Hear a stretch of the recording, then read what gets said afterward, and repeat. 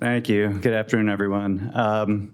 So just a quick question. What I'm going to talk about is central compartment atopic disease, or what I call CCAD, an allergy-induced nasal and inflammatory subtype of CRS with nasal polyps. Long title. Who knows what CCAD is? Central compartment atopic disease. See, I'm going to guarantee you, all of you practice otolaryngologists have seen it before and you just didn't know what it was. Okay, so this is, I'm trying to fit it all in 20 minutes, but Greg, Arif, thank you. Yeah, stupid things that happened yesterday. So I call these two now the homicide twins because they tried to kill me yesterday on Crystal Mountain. All right, so for the longest time, we've been trying to figure out, is there a connection between allergy and CRS with nasal polyps? So this study from Rich Orlandi looked at all the literature at the time, essentially found half the article said yes, half the article said no, some were indecisive. Very poor level of evidence making any connection between CRS with nasal polyps and allergy. So our story started in 2014 when I published a paper of 18 patients. Basically, these are patients who had polypoid middle turbinates only. No other pathologic disease in the nose, just polypoid middle turbinates. 18 out of 18 patients were positive for allergy. They were all allergic. Two studies followed that, one from Australia, which looked at 250 patients retrospectively, and found that the more polypoid the middle turbinates, the higher the likelihood of allergy. And then a really nice study came out of New Orleans from Ed McCool. I don't have that here, but basically looking at patients with sinonasal polyps and patients with isolated middle turbinate polyps, and found that there were two distinct groups. The allergy level was high in the middle turbinate polyp patients. The chronic sinusitis level was low in those patients, and the Lund-Mackay scores are very low. So there are two distinct groups of patients. I'm going to give you examples of all that. Why do the middle turbinates get polypoid? Well, I don't know about you, but when I was in residency, I was taught the wrong thing about how air flows through the nose. We did inferior turbinate reductions because that's what helps people breathe better, right? But the air doesn't flow through the bottom of the nose. The air flows in an arc. It goes over the head of the inferior turbinate, then goes up, and it's fast anteriorly, and then it slows down in the upper portion of the nose. That's that area between the middle turbinate, superior turbinate, and nasal septum. That's the area we refer to as a central compartment. What happens there, the air slows down, you get turbulent airflow, and you get exposure of antigens to this area. So it's essentially a filter. And for that reason, that's why the middle turbinate is polypoid in allergic patients. So if you see a patient with a polypoid middle turbinate, the first thing you need to think about is allergy, especially if it's isolated. And then 3 years later, I started seeing patients with even more involved disease in the central compartment. So this is actually a video right here, but this is the right side of this patient's nose. The first patient I ever identified was central compartment. This is actually the nasal septum. The polyps are coming off the nasal septum, along with the middle and superior turbinates. So central compartment atopic disease is essentially a type 2 eosinophilic disease related to inhalant allergy that affects that central compartment only. Okay, this is not sinonasal polyposis. This is a different entity. The CT pattern is distinct. You see the central opacification, whereas you see a peripheral clearing. And this is early in the disease. As the disease progresses, it progresses from medial to lateral. And you can start seeing more lateral opacification in the sinuses. I'm going to show you some examples. So we published a lot on this, and the allergy prevalence is very high, obviously. It's allergy related. You'd think it'd be 100%, but we looked at all the CRS with nasal polyp subtypes. AFRS, it was 100%. CCAD, it was 97.6%. It wasn't 100%.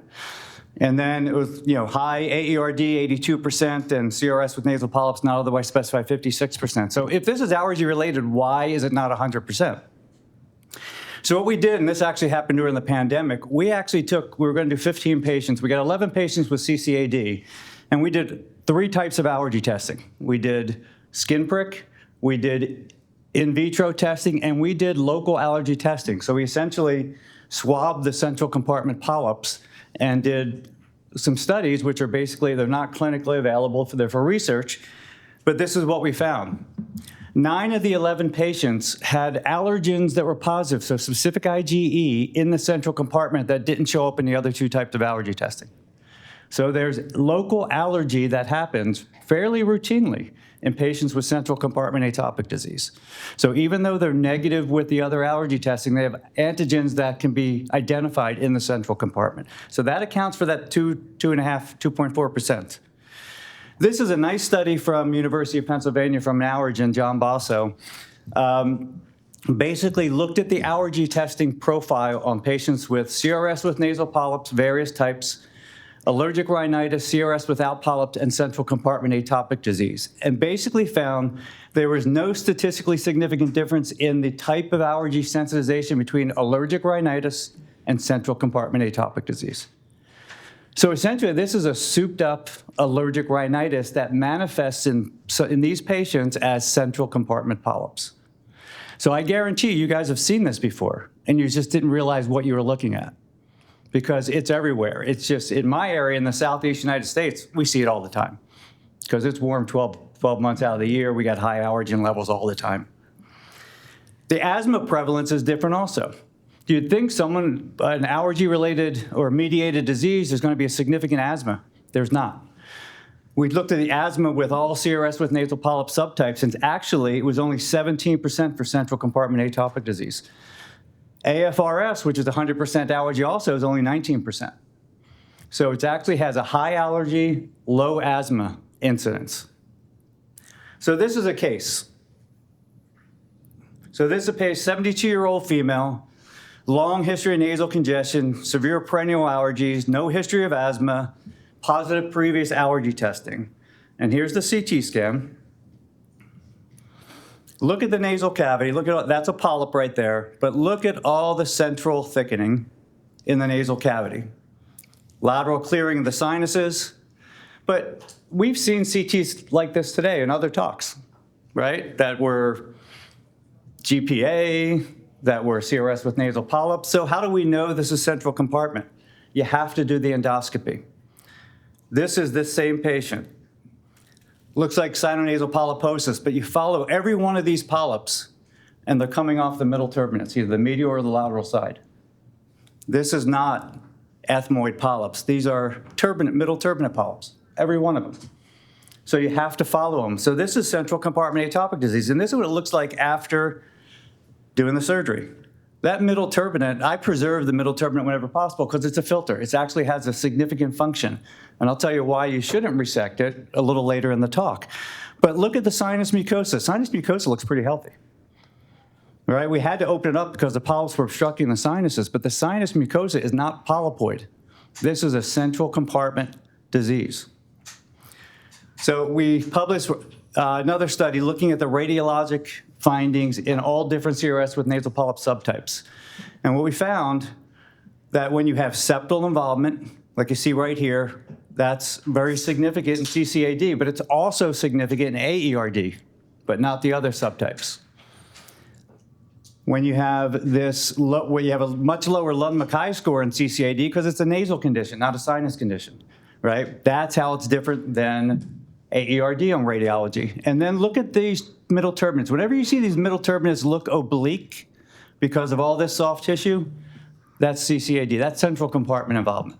Could be AERD also, and I'll show you why, because there's a lot of central compartment involvement with AERD. Now this is another patient, 62-year-old woman, long history of congestion, significant allergies, and this is the CT. Again, look at the nasal cavity here. All this soft tissue on the septum. Look at the middle turbinates when they get there, oblique middle turbinates. All this central soft tissue. Look, the sinuses are perfectly clear on the left side. You even see some air in the nasal cavity, but you see disease on the right side. So this is what this patient's endoscopy looks like. Okay, right side, left side. Look at the left side. You see a normal middle turbinate, but you got all these polyps centrally. On the right side, these polyps are actually coming off the nasal septum. These are not, first I thought one of these is going to be the middle turbinate. It's going to be a very flat polypoid middle turbinate.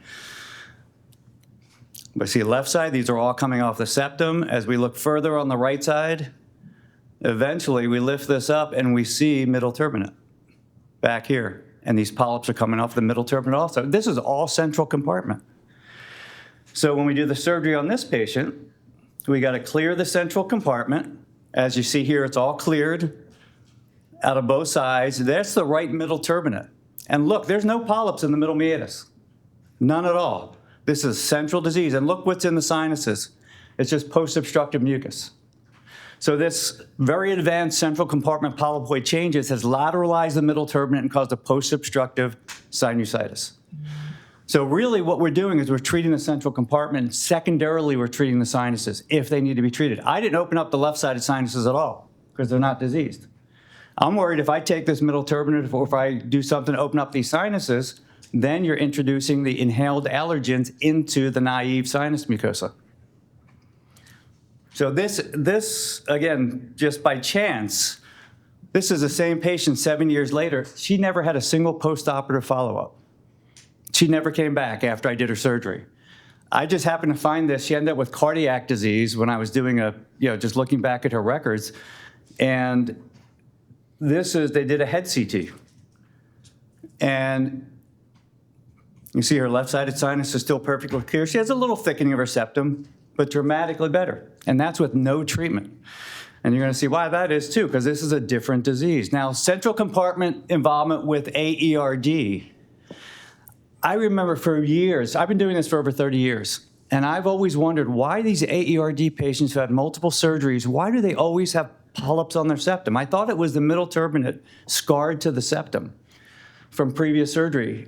It's not. What it is it's actually polypoid, it's central compartment disease. We found that over 90% of our AERD patients had allergy, had inhalant allergy. We found that 82% of our AERD patients had central compartment involvement, right? And 100% of those with central compartment involvement had allergy. So again, this is inhalant allergy, and actually even more so, of those patients in this group, all 11 patients that had previous middle turbinate resection had septal polyps. So that middle turbinate is actually functioning as a filter. Once you remove it, allergen deposition happens where not usually happening. So what do we do with these AERD patients like this, who's had multiple surgeries, you got all this central disease? These patients benefit from a really big Lothrop. Because if you actually resect the upper part of the nasal septum that's involved, and then open the frontals, you've removed a lot of that polypoid disease. The central compartment tissues that are involved are all ethmoid derivation. So it's the perpendicular plate of the ethmoid mucosa, which extends in front of the middle turbinate, all the way to the sphenoid. There'll be a sharp demarcation inferiorly where the vomer meets the perpendicular plate of the ethmoid, and the vomer mucosa is not involved. It's just ethmoid disease. So why do we not remove the middle turbinate in patients with allergy? Well, we just published this paper, or I just did, a few months ago in IFAR. I've got a group of patients who had previous surgeries and had their middle turbinates resected. All of them have allergy, and all of them develop these septal polyps, which essentially mimic the middle turbinate. They're exactly where the middle turbinate was removed. So even people who have a little remnant of middle turbinate, the area where the rest of the middle turbinate should have been is now polypoid like this. This is the left side, this is the right side. So it's like the body's trying to regenerate the middle turbinate. So outcomes. So that lady who didn't follow up for 7 years looked great. This we published during the pandemic, 2021, and we looked at all CRS with nasal polyp subtypes, only primary surgeries. We didn't look at revisions. To look at the recurrence rate of polyps and look at the revision rate. And you look over here at CCAD, 7.9% polyp recurrence rate and only 5% revision rate. And pretty much all of those were patients who are non-compliant with their topical budesonide treatment. So because it essentially is just a souped-up allergic rhinitis with central compartment polyps, it's actually really responsive to treatment. Why is that? Well, this is a study that I was on with a group at Vanderbilt who looked at the cytokines in all the CRS with nasal polyp subtypes, including central compartment atopic disease. They looked at 12 different cytokines. And for all 12, except for one, CCAD had the lowest levels compared to all the nasal polyp subgroups. In fact, CCAD was found to have, if you look at all these ovals, the little green one in the middle is CCAD. So it has, its inflammatory signature had reduced cytokine levels and very homogeneous cytokine distribution. So because of that, it's a lot easier to treat than the other CRS with nasal polyp subtypes. So how do we treat it? Well, we got to treat the allergy. No matter what surgery we do, we got to treat the allergy. This is that first patient I ever saw with CCAD. I still see him. It's been over 10 years. He does not like using his rinses. When he doesn't use his rinses, this is what happens. It's polypoid middle turbinate, and then you look in the ethmoids, polypoid ethmoids, even though the ethmoids weren't really involved, because that's naive mucosa. Antigens aren't supposed to be getting into the ethmoids. Put him back on his rinses, he does great. Completely clears up. So you got to manage the allergies. If the sinuses aren't involved, I don't open up the sinuses. So this is just a summary. Not going to worry about that. It's everything I just told you. This is a paper we just published. We looked at all the literatures, probably over 30 papers now throughout the world on CCAD. And we felt the need to do this paper because honestly, people are really screwing up our disease. There's a lot of people, we published a study years ago, me and Richard Harvey in Australia, where basically just reported on a CT finding that is consistent with allergy, but it wasn't a CCAD paper. Now, unfortunately, what a lot of Southeastern Asian researchers, where there's a lot of CCAD, they took this paper and tried to say, if you see these CT findings, this is CCAD. And then they retrospectively did studies. So their data is different than ours as far as allergy, asthma, things like that.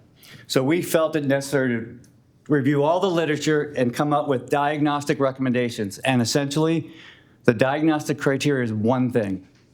You have to look prospectively at the polyps. You have to follow them to their origin. They've got to be coming from the central compartment structures. Even allergy, since some people only have local allergy, that is, there's not a good clinical test for, you can't use that as a definitive diagnostic criteria. And then radiology definitely is not definitive because we've seen so many films that look the same. Some are CCAD, some are not. So you have to follow these polyps to the central compartment. And that was under 20 minutes. And oh, one last thing. Congratulations for the Seahawks, okay? But enjoy it. It doesn't last long. We were where you were last year, and this year was miserable. So.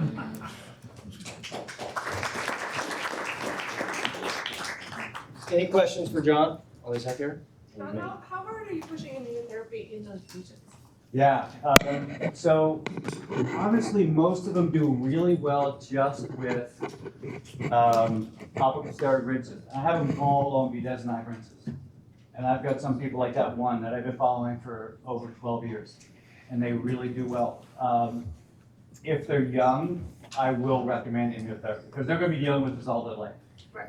You know, you saw the age groups. They go anywhere from 20s to 70s. Thanks, John. Appreciate it.